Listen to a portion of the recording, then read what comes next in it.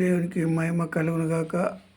దేవునికే ఘనత రావాలి. సమస్త మానవులు దేవుణ్ణి పొగడాలి. సృష్టించిన సృష్టికర్తను పొగడాలి. సమస్త మానవులు బంధుమిత్రులు మనం. 3వ అధ్యాయము రోమాపత్రిక 4వ వచనం నుండి. నీ మాటలు నీవు నీతిమంతుడవుగా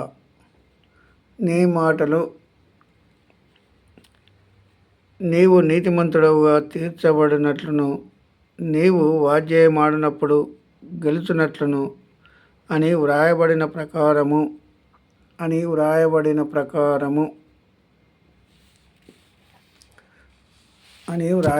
ప్రకారము ప్రతి మనుషుడును అబద్ధీకుడగును కానీ దేవుడు సత్యవంతుడు కాక తీరడు. దేవుడు ఎప్పుడు సత్యవంతుడే, ఎప్పుడు నీతిమంతుడే, ఎప్పుడు పరిశుద్ధుడే. ఎప్పుడు సృష్టించిన సృష్టికర్త మనుషులను తయారు చేసుకుంటే మనుషులు తొలగిపోయి, యథార్థత నుండి తొలగిపోయి అబద్ధాలు, అన్యాయాలు, మోసాలు చేస్తున్న వారు ఎవరు? ఇప్పుడు మీరే కదా, మనుషులే కదా అని దేవుడు మాట్లాడుతున్నాడు పౌలు ద్వారా. ప్రతి మనుషుడును అబద్ధీకుడగును కానీ దేవుడు సత్యవంతుడు కాక తీరుడు. మన దుర్నీతి దేవుని నీతికి ప్రసిద్ధి కలుగజేసిన ఎడల ఏమందుము? ఉగ్రతను చూపించు దేవుడు ఉగ్రతను చూపెట్టే దేవుడు అన్యాయస్తుడు అవునా అని పౌలు గారు చెప్తాడు. అన్యాయస్తుడు అవుతాడా దేవుడు ఎప్పుడైనా? ఉగ్రతను చూపెట్టే దేవుడు. ఆయన మనుషులను తయారు చేసుకున్నాడు. మనుషులను ఆయన అరచేతుల మీద చెక్కితే ఇప్పుడు ప్రతి మానవుడు తొలగిపోయి నేను అనే గర్వం, నేను అనే అహంకారం, నేను అనే అసూయ, నేను అనే ద్వేషం, విమతములు, అల్లరులు ఇప్పుడు సోషల్ మీడియాలో కానీ మందిరాలలో కానీ ప్రతి మందిరంలో అల్లరి లేకుండా ఏ మందిరమైనా ఉందా? మరి దేవుడు ప్రేమించాలని ఎదుటి వారిని అని దేవుడు ప్రకటించాడు. ఇప్పుడు ఎంతమంది ప్రేమిస్తున్నాము దేవుణ్ణి? ఎంతమంది ప్రేమిస్తున్నాము? మన దుర్నీతి దేవుని నీతికి ప్రసిద్ధి కలుగజేసిన ఎడల ఏమందుము? ఉగ్రతను చూపించు దేవుడు అన్యాయస్తుడగున నేను మనుష్యరీతిగా మాట్లాడుచున్నాను అట్లనరాదు. అట్లైన ఎడల దేవుడు లోకమునకు ఎట్లు తీర్పు తీర్చును?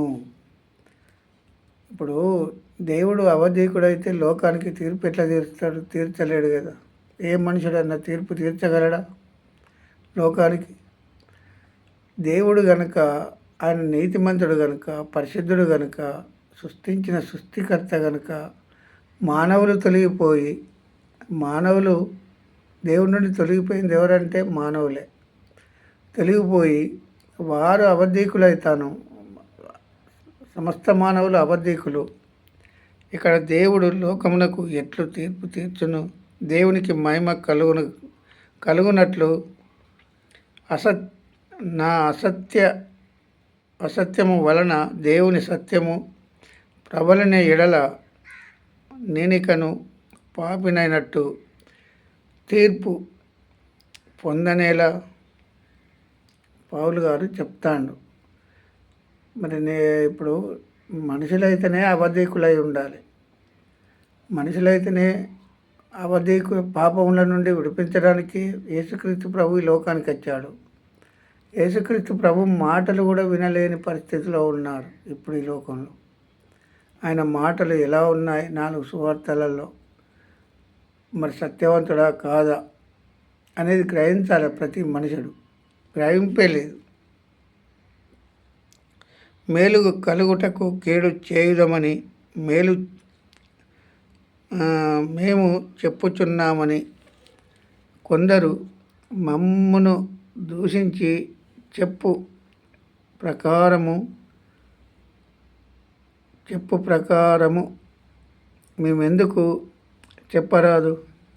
అటు వారికి కలుగు శిక్షావిధి న్యాయమే. అటు వారికి శిక్షావిధి కలుగుటకే న్యాయమే అని చెప్తాడు.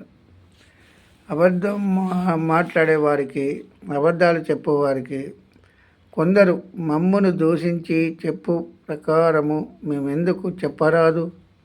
అటు వారికి కలుగు శిక్షావిధి న్యాయమే అంటాడు పౌలు గారు. వాళ్ళ మీదనే అబద్ధం చెప్తాడు. ఇది ఆదిమాపస్తుల మీద, ఆదిమాపస్తుల మీదనే అబద్ధాలు చెప్పడం. అలాగైనా ఏమందుము మేము? వారికంటే శ్రేష్టమా? తక్కువ వారం ఎంత మాత్రము కాము. యూదులేమి గ్రీసు దేశస్థులేమి అందరూ పాపమునకు లోనై ఉన్నారని ఇంతకు ముందు దోషారోపణ చేసి ఉన్నాము. యూదులైనా గ్రీసు దేశస్థులైనా ఎవరైనా పాపం చేసిన వారే అని పౌలు గారు ప్రకటిస్తున్నాడు. ఇందును గూర్చి వ్రాయబడినదేమనగా, నీతిమంతుడు లేడు, ఒక్కడును లేడు, గ్రహించువాడు ఒక్కడును లేడు, గ్రహించువాడెవడును లేడు, దేవుని వాడెవడును లేడు. దేవుణ్ణి వెతికేవారు ఎవ్వరు లేరని పౌలు గారు చెప్తాడు.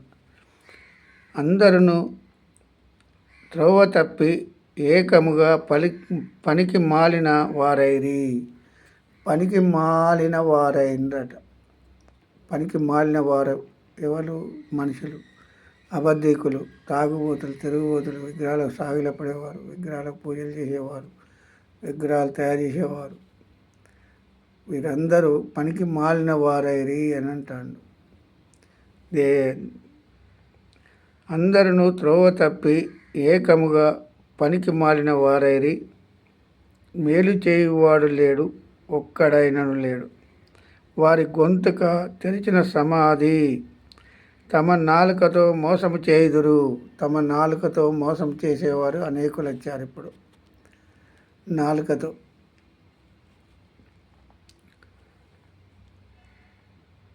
నాలుకతో మోసం చేయుదురు. వారి పెదవుల కింద సర్ప విషమున్నది. వారి నోటి నిండా శపించుటయు పగయు ఉన్నవి. ఇప్పుడు శపించేవారు అనేకులు వచ్చారు. సేవకులు కూడా శపిస్తాను. సేవకులకు శాపనార్థాలు ఎందుకు వస్తాయి? సేవకులు అనుకుంటూ శాపనార్థాలు, నువ్వు ఇవ్వకపోతే నువ్వు మరణం అవుతావు, నువ్వు ఇవ్వకపోతే నీకు రోగాలు వస్తాయి. ఎక్కడ నేర్చుకున్నారు ఈ శాపనార్థాలు సేవకులు? మరి బైబిల్లో ఇక్కడ శాపనార్థాలు పెట్టాలని ఎక్కడైనా ఉందా? మరి చెప్పాలి. ఈరోజు నాలుక కిందనట సర్ప విషయం ఉన్నదట. అది పెదవుల కింద, పెదవులతో మాట్లాడే వాళ్ళు అనేకులు వచ్చారు. ఇప్పుడు శాపనార్థాలు పెట్టేవాళ్ళు, వాళ్ళ పెదవుల కింద సర్ప విషం ఉన్నది అని చెప్తాడు పౌలు గారు. సర్ప విషం ఉన్నది, వారి నోటి నిండా శపించుటయు పగయు ఉన్నవి. ఇప్పుడు పగ, ద్వేషం, అసూయలు ఇవే ఎక్కువైనాయి. కానీ మరి నీతిమంతుడు లేడు, ఒక్కడును లేడనో దేవుడు చెప్పిండు. నీతిమంతుడు లేడు, ఒక్కడును లేడు. నీతిమంతుడు లేడు, ఒక్కడును లేడు, గ్రహించు వాడెవడును లేడు, దేవుని వెతుకువారెవడును లేడు. దేవుని వెతికేవారు కరువైపోయారు. పౌలు గారు 2000 సంవత్సరాల కింద ఈ మాటలు రాయించాడు. ఇప్పటి వరకు, ఈ నాటి నుండి నేటి వరకు ఏ సేవకునికి అర్థం కాలే, ఏ విశ్వాసికి అర్థం కాలే ఈ మాటలు. మరి దేవుడు చెప్పే మాటలు అర్థం చేసుకోకుండా ఉండి నేను అనే గర్వం, నేను అనే అహంకారం, నేను అనే అసూయ తోటి బతుకుతాండ్రు. సేవకులు కావచ్చు, విశ్వాసులు కావచ్చు, ఇప్పుడు బైబిల్ తెరిచిన వాళ్ళు అదే త్రోవలో ఉన్నారు, తెలియని వారు అదే త్రోవలో ఉన్నారు. మరి తెలిసిన వారు అదే త్రోవలో ఉన్నాక మరి నాకు రక్షణ ఉన్నది, నాకు దేవుడు ఇచ్చిన రక్షణ ఉన్నదని నువ్వు ఎలా చెప్పగలవు? రక్షణ ఉంటే శాపనార్థాలు పెట్టాలన్నా? రక్షణ ఉంటే పెదవుల కింద సర్ప విషం ఉండాలన్నా? తెరిచిన సమాధి అట, గొంతుక తెరిస్తే సమాధి తెరిచినట్టట. ఇక్కడ ఏమని చెప్పిండు? వారి గొంతుక తెరిచిన సమాధి. ఇప్పుడు తెరిచిన సమాధిలో ఏం వాసన వస్తుంది? కొల్లు, చెడు వాసన. ఇప్పుడు ప్రతి మానవుడు నోరు తెరిస్తే సమాధి తెరిచినట్టు. మరి మంచి మాటలు మాట్లాడే మాటలు లేవు.